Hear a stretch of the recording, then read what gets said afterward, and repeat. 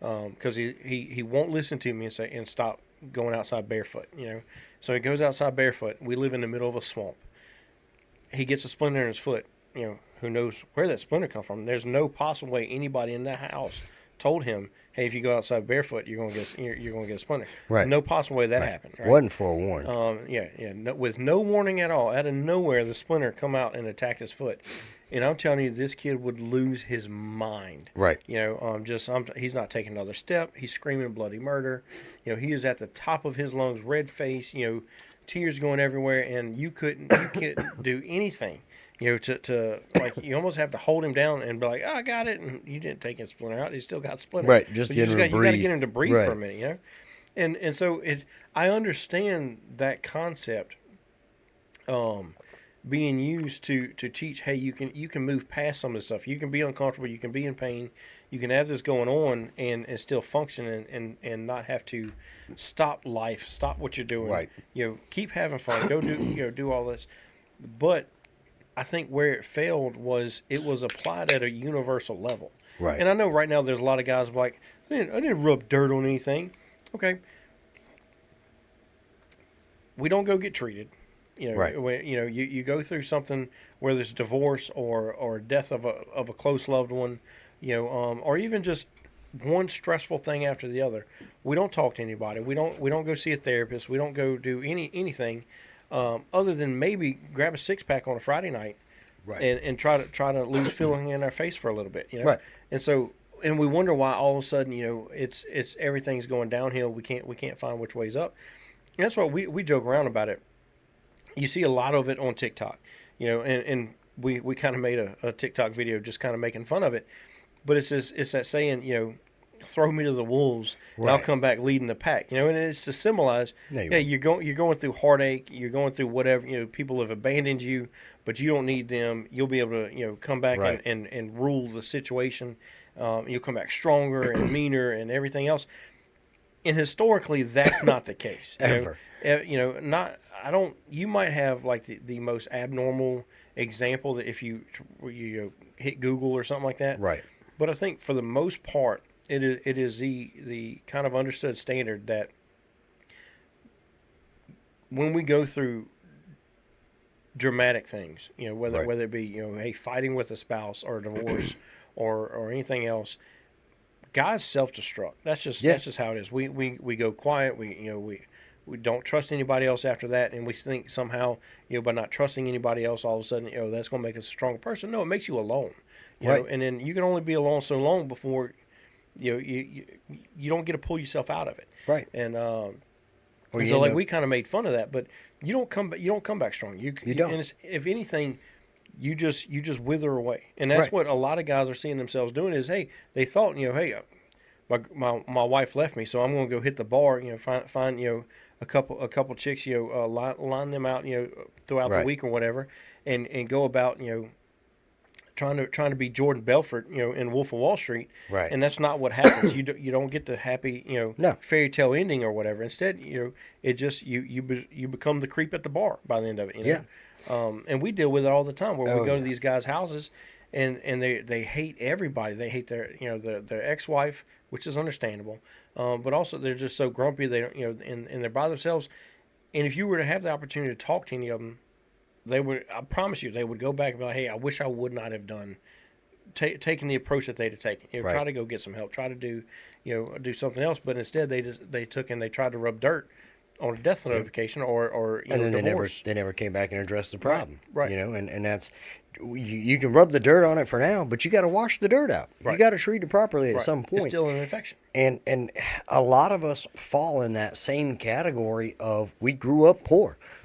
Hospital bills were expensive, and so when we look at it and we go, okay, I'm going through a divorce, I'm losing my job, I'm doing, X, Y, and Z, and in your brain, we talk ourselves out of it. It's like, oh, I should go see a therapist. I really think that a therapist would help. And of the guys that we talked to before we started our podcast, that was my questions I would ask them. Hey, if you had the opportunity to go to a therapist, would you go? If it was group therapy, would you go? Or what's stopping you from going? Those are some of the basic questions I asked. almost every guy that I talk to, and I say almost, I'm almost positive I had 100% that would say I would go to a Right. therapist. I would talk to someone. Not too big on group therapy, which I can understand that. Every single one of them told me the same thing. It was either financially, they couldn't afford the therapy, or it was the stigma that if work found out that I was going to therapy, there would be a problem. And especially in law enforcement, Right. going to a therapist, it can be seen as a weakness. You can be seen as a liability. And that's not always the case. Right. It's just not. And that's where you can rub the dirt on it for the time being, but you like in my situation, I'd gotten shot at work. I came home, found out my wife was cheating on me, and it was the only solution that I had was get back to work.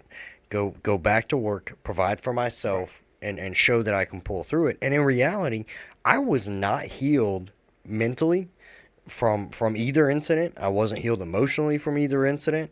Um, and I tried to be the man to be like, oh, I've been shot before, I'll be all right. I've been cheated on before, I'm okay. And in reality, I was only out 10 days, and then back at work. And they put me in a role at work.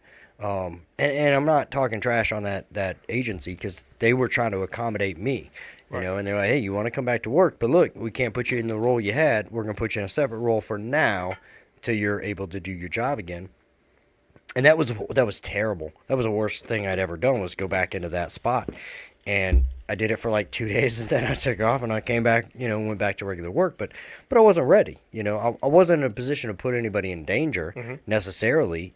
Because in some circumstances that would be a bad thing. But it was I was just rubbing dirt in it because in my brain, if I can go back to work, I don't have to focus on it. I don't have to look at it every Right. day and deal with that problem. I can just go back to work. But in reality, the best thing that happened, actually, as crazy as it is, was talking to your mom and dad because, your dad's a pastor and it's pastor, right? Mm-hmm. Okay. So it was talking to him and realizing, sitting there with them, and I love your mom, she's a saint, but listening to her hear our version of what was going on and basically, saying, hey, this isn't your fault. Like, you're not the problem. You're probably not perfect, but you're not the result of Probably. No, this. you're not. No, Yeah. your mama said probably not Mm. perfect, okay? That it wasn't not perfect, it was probably not perfect. But anyway, it was that pushed me into going and saying, hey, well, you didn't like going this religious aspect because she was the, religious one. She didn't like that because they pointed it out to her and said, you screwed this up. This is your actions. You need to take accountability for your actions and move on. And so I was like, okay, well, let's try a marriage counselor.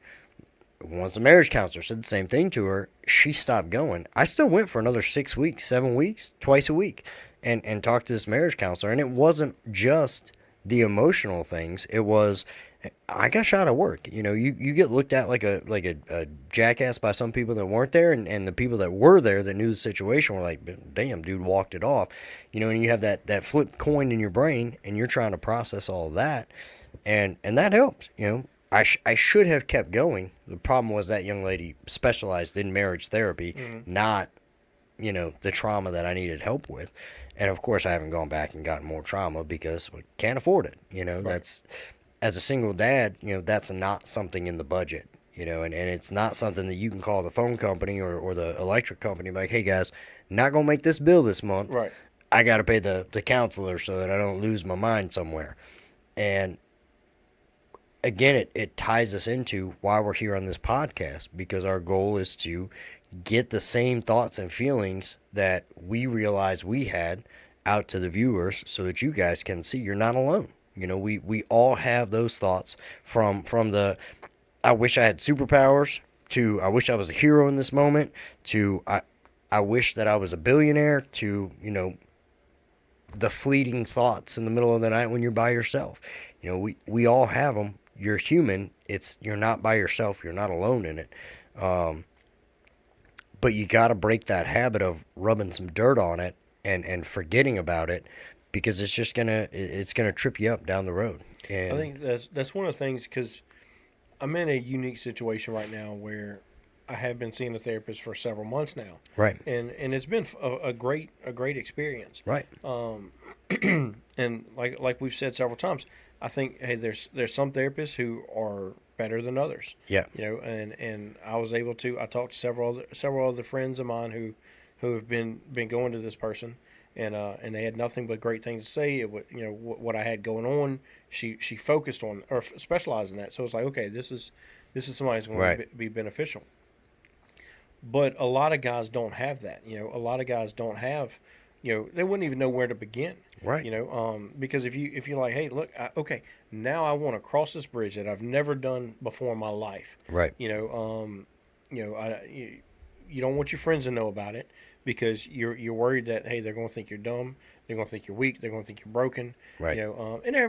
Unfortunately, in the world we live in, everybody always has to play detective, Right. and try to come up with what's going on in your life. Hey, why does he need to go to the Right. therapist? Why is he missing Yeah. every Wednesday night? Right. We used to play poker or whatever it is, guys do Right, right. nowadays. Right. Never been invited to a poker Never game. been to a poker game in my life. But it's you got everybody who wants to play detective and figure out what's going on in your life, and of course you're going to get the blame. Hey, your wife left you, so obviously you did something wrong. I bet you Right. stepped out. Right. And you get all that going on, and so you have a guy who finally decides, hey, I'm going to reach out and find somebody to talk to. Where does he go from there? Right. And that's one of the things that there's got to be somebody out of the three people we have listening to the podcast. There's got to be somebody who's like, no, that's right. I don't know. You wouldn't know where to go. Right. You don't want to just Google, hey, who can help me with mental health? Right. Well, and that's the other issue too, is you yourself have a problem, but you don't know how to identify your problem. Right. And that's one of the things that I sent to Mike today was a picture, was a screenshot I saw on Facebook, and it was a Google search, and it said what to do if your husband's yelling at you. And underneath it was the national phone number for domestic violence victims. And then right next to that picture, it said what to do if my wife's yelling at me. And it was like a whole laundry list of like, could you try doing this or maybe reapproaching You this? thought about the tone and what you Right, right. And it's like, if we were to Google, hey, I've got a mental health concern, or I'm going through this situation into Google, you're going to have to go through 50 ads. You're going to have to go through the Reddit, the all the other miscellaneous billboards or whatever where they post this stuff at, just to try to find local counselors Right. who may be able to help. And a lot of the problem is a lot of guys don't understand that there's actually a process to getting you to the right mental health therapist. And the way that I found this out was through my divorce and seeking a marriage counselor.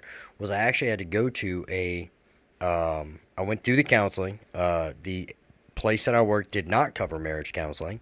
So I had to pay for it on my own with my private insurance. But they send you to it's like I don't think it has an actual name. It might. I don't know. But it's basically a counselor who sits down and talks to you and says, why do you want to see a counselor? You give them kind of like a triage type person. kind of, yeah. Okay. So you give them your information as far as like, this is what's going on. This is why I feel the way that I feel. This is, certain steps or phases that I'm going through in my life. They get you geared towards the right set of people. And if you go to the right ones, they usually come out with, hey, look, we've got 3 people who have availabilities. They specialize in your thing. And the way that it was recommended to me was go sit with this person for 2 sessions. Do your first one, because that's going to be awkward. That's really, you're just learning names and getting basic backgrounds. After the second session, if you're not satisfied with that person or you just don't feel like that's your person, go to another person. I know for me, it's a mental blocker. I don't do well with male psychologists. It's not a sexist thing. It's just that stigma is there, and I don't feel comfortable looking at another man and being like, oh, this is why I feel like a weak man, or this is why you don't have it. Whereas with female psychologists, I feel more comfortable opening up and talking to them, and that's something that I think our viewers, if you're going to seek mental health, That's what you need to do. Go sit with a, as Mike called him, a counselor triage, and get geared and pointed in the right direction. Because there are people that have that knowledge of what counselors do what. Because each counselor has a different, Right. topic that they're kind of what's the word, not fascinated by, but they're basically, that's what they specialize in. And those are the ones you want to go, because obviously if you're having problems in your marriage, you don't want to go to like a sexual Well, assault and counselor. that's what I found out. Had I listened to the first therapist that I went to, it was work related at a Right, prior right, agency. I got sent to them twice, and two different doctors at that place. But they specialized in mental rehabilitation for uh, drug addicts. right. You know, people who had That's an something you want to tell addiction. me? No, they had an addiction, and they got sober. But as we know, there's a lot of chemical things that take place. You know, Mm-hmm. with when people are addicted for an extended period of time, Right, it alters your brain, and so they focus on bringing that back. You know, and they use medicine and some right. other stuff, and they try to build back a sense of normalcy as best they can. Well, I go there, and it's a place that specializes with drug addicts. And I'm not downplaying drug addicts who are trying to get help. I'm not doing that. Right, But that's not what I was there for. right, I was there for a work related incident as a law enforcement officer. It's probably not the best. right, The right. group of people. You know, like we're not going to rub shoulders the same way. You know, but they and that wound up being, both those sessions were the Yep. worst mental health episodes I've ever had, and and so yeah, you've got to find the right person for it, or else you're not going to get any help. You know, and you're sitting there. You know, it's in the same way you don't put a band-aid on a bullet hole. You Right. know, you can. It might Good help a luck. minute. You know, Right. it's not going to solve anything. You know, and so for you got guys who, you know, their life has changed. You know, they get a call. Hey, you know, your wife, you know, wrecked going down the interstate, going to work or whatever. And now you got to try to find a way where tomorrow morning when you wake up, your entire world's going to change. You've now got to figure out how to get the kids to school. I don't know how to do all that. I don't Right. know. I couldn't even tell you where my son's his health insurance card is. Right. I don't know what he's allergic to or any of this other stuff. You know, and so for a lot of guys, we don't know all that information. No, our wives take care of that for us. So if you could imagine her being gone, it's like, okay, now I've got all this that I've got to do now, and you get too busy. Like you said, when you had your incident, you didn't have time. You had Yeah. to get back to work. You guys got to get, you know, a lot of guys have had to get back to work, and they don't know where to go. And so rather than, hey, I'll take care of this later, you just push it down and you ignore it. You go on from there, because obviously, hey, it's not hurting right now. Right. So what do you do? Right. Well, I mean, and that was like right after that incident, they sent me to a similar counselor, and I found out later that the counselor wasn't there for me. Right. She was a insurance liability counselor, Mm-hmm. so her job was just to check the box and say, "Nah, he's good to go back to work." Like there was no healing process. There was no. It had nothing to do with my mental state. It had nothing to do necessarily. It had everything to do with my mental state before the Right. company. It had nothing to do with whether I was good to go or not. It was to make sure that I wasn't going to become a liability down the road. Right. And so, like you, it was a terrible experience. Like all it told me was I had no friends, I had no hobbies, I didn't eat good, and my sleep was all jacked up. Right. You know, it was like, Well, thanks. I think one of the things that I've kind of embraced a little bit is,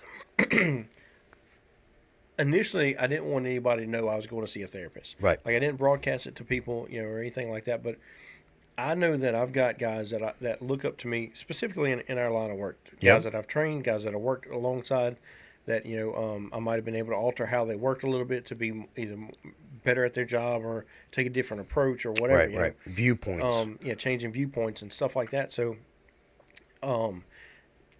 I've got several guys that look up to me, and one of the things that I do, like, they ask me, hey, what's going on? You know, how's everything? Okay, well, I'm actually on my way to see a therapist or whatever, and I would make sure that I let them know that, hey, this is what I was doing, because it's only a matter of time.